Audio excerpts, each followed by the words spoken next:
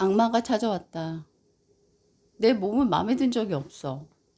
시영이는 마음이 가볍지가 않다. 오늘도 또 뭐를 먹어야 할지, 또 오늘은 어떤 유혹을 참아야 할지 무거운 마음이 앞선다. 마치 중요한 것을 치르기라도 하듯 시영이는 아침 식사를 차렸다. 어제도 하루 종일 건강에 대해 공부를 했다. 아보카도가 몸에 좋다고 했지? 후식을 잘해야 되는데 그것을 잘 못하면 영 먹을 수가 없다고 했다. 다행히 시영이는 모든 지식을 잘 활용해서 좋은 아보카도를 샀고 그것을 잘 슬라이스했다. 그것에다 양배추, 블루베리, 사과, 토마토를 넣었다. 그리고 마지막 엑스트라 버진 올리브유를 넣었다. 아, 맛있어. 건강한 맛이 맛있을 수도 있구나. 하지만 그걸로는 영 양이 차지 않아 삶은 계란을 하나 먹어서 소금을 찍어 먹지 않고 그냥 먹었다. 그리고서 닭가슴살 한 봉지를 뜯었다. 그리고 그것을 우유에다가 한 30분 담가준 다음에 꺼내서 후추와 소금을 간을 한 다음에 그것을 후라이팬에 잘 익혔다. 그리고 먹었는데 마치 스테이크 맛이 나면서 너무나 맛이 있었다. 시영이는 학교를 가서 학교 생활을 잘 하고 집으로 돌아왔다.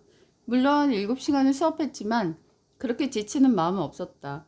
점심때 살이 안 찌는 음식으로만 먹으려고 애를 썼다. 집에 돌아와서 학원을 갔다 오고 또 다시 배고픈 자신과 마주했다. 시영이는 과자와 라면과 파스타와 떡을 먹고 싶었다. 탄수화물이 몸에 안 좋고 살이 찐다는 것은 누구나 상식적으로 아는 것이다. 심지어 시영이 머릿속에는 탄수화물은 독이다 라고 생각하고 있었다. 그녀는 할 수 없이 사과와 토마토와 삶은 계란을 꺼냈다. 견과류도 30알을 꺼냈다. 그리고 그녀는 개눈 감추듯 다 먹어버렸다. 왜냐하면 너무나 배가 고팠기 때문이다. 하루에도 12번씩 체중계에 올라가는 시영이는 1kg의 한숨을 쉬었다.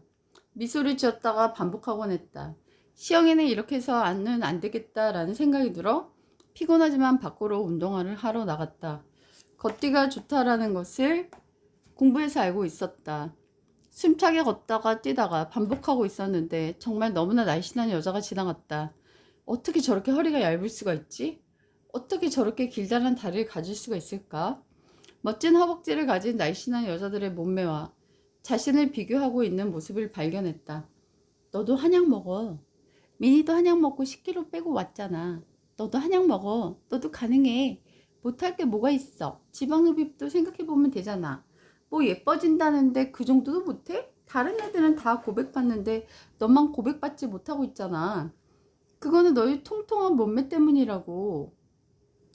어디서 들리는지 마음속에서 울리는지 모르는 이상한 소리들 때문에 시영이는 머리가 아파 머리를 휙휙 저었다. 그러면서 땀이 차도록 걷기를 하고 또 하다가 그만 풀썩 주저앉았다. 저 여자 다리 너무 두껍지 않냐? 아, 난 저렇게 생긴 여자애들 싫어. 나는 가늘가늘한 여자애가 취향이라고. 아, 가늘가늘한 여자애 싫어하는 남자가 어디 있냐? 하하하하. 자신을 조롱하는 남자애들의 목소리가 들려서 그녀는 깜짝 놀라 뒤돌아보았지만 어디에도 사람은 없었다. 이상한 라디오를 켜고 지나가는 할아버지 한 분만 있을 뿐이었다. 이게 무슨 소리들이지? 어디서 이런 소리들이 들리는 거야? 분명히 들리는데 근데 그 누구도 없단 말이지. 도대체 어디서 나는 거야? 그녀는 힘이 빠져서 집으로 돌아왔다. 집에 돌아가서 엄마께서 시영이에게 한마디 한다. 우리 시영이 살이 쏙 빠졌네. 엄마가 간식 챙겨줄까? 싫어 엄마. 내가 지금 힘들게 운동하고 왔는데 무슨 간식이야. 우리 시영이 공부 힘들지? 아빠가 햄버거 쿠폰 보내줄까? 정말 싫어. 아빠 엄마는 내 마음 하나도 모른다고. 흐르는 눈물을 머금은 채 시영이는 전신 거울에 비친 자신의 몸을 본다. 아직도 넘치는 뱃살과 탄력이라고는 볼 수 없는 허벅지, 살이 통통하게 달라붙어 있는 팔뚝살. 시영이는 한숨만이 가득 나온다. 살 수 있을 만큼만 먹고 살 수 없을 정도로 운동하는데 왜 항상 통통한 몸을 유지하고 한 번도 가느다란 몸을 갖지 못하는 걸까? 시영이는 자신의 체질과 유전자에 분노했다. 너는 뚱뚱해. 너는 살이 너무 많아. 아마 애들은 말을 안 해도 속으로 너의 몸무게를 비웃고 있을걸?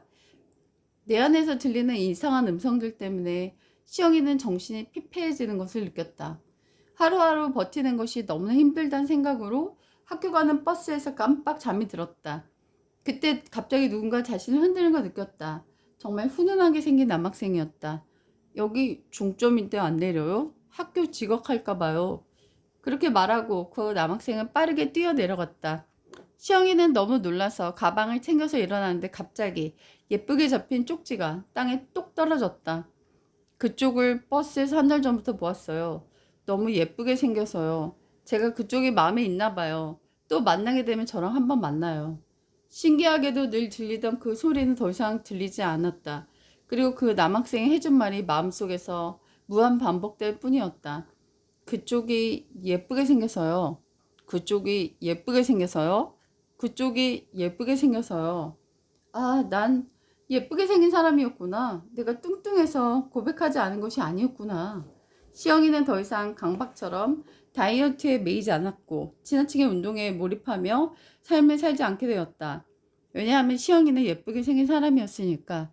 마침 등굣길 시영이는 두리번거리기 시작한다. 자기에게 예쁘다고 한 남학생을 찾는 것이다.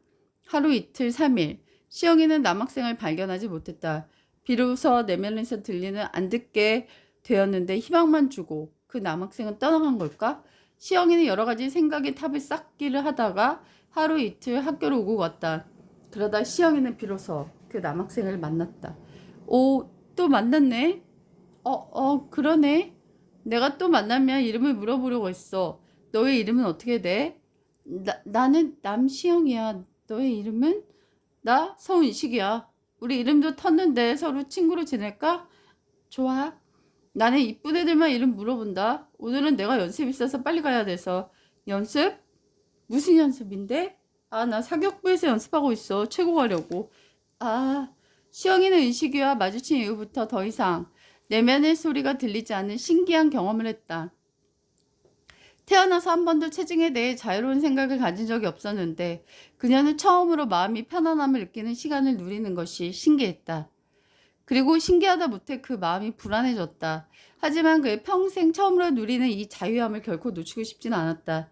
시영이는 잠도 푹 잤고 편안한 마음으로 즐겁게 생활했다. 그리고 우연히 만나는 은식의 존재가 자신의 삶에 어떠한 이야기를 걸어올지가 궁금해지긴 시작했다. 시영과 은식을 1년 정도 사귀었다. 연인과 친구 사이쯤 되는 그런 사이라고 시영이 늘 느끼고 있었다. 은식이는 통통한 여학생을 좋아하는 취향이 있었기 때문에 라면 가게도 가고 도너츠 가게도 갔다. 시영이는 몰라보게 살집이 올라 있었다. 하지만 은식이는 시영이를 보고 늘 귀엽고 예쁘다라는 칭찬을 해줬기 때문에 시영이는 자신의 체중에 불만이 느껴지진 않았다. 인식의 눈에 비치는 그대로의 자신을 바라보고 좋아하는 것을 느꼈다.